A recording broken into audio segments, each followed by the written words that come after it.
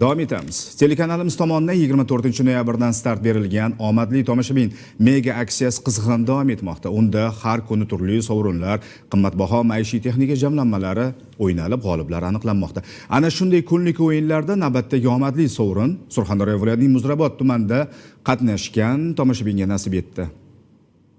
Mening yurtim telekanalini kuzatib, omadli tomoshabin mega aksiyasida faol ishtirok eting va o'z imkoniyatingizni sinab ko'rib, shartlarni to'liq bajarib, yuqori ball to'plagan tomoshabinlar esa televizor, maishiy texnikalar to'plami hamda bosh sovrin 50 million so'm pul mukofotiga ega bo'lishi mumkin. Televizor mukofotini qo'lga kiritgan Gulmira Samadova Muzrabot tumanining Obihayot mahallasida istiqomat qiladi. Telekanal tomonidan e'lon qilingan omadli tomoshabin aksiyasida esa oilaviy ishtirok etishmoqda. Mening yurtim telekanalida o'tgan yil bo'lganda ham men qatnashganman, har bir kodini qoldirmasdan jo'natganman. Bu yil ham ko'rgan vaqtim qiziqib qoldim va ishtirok etdim.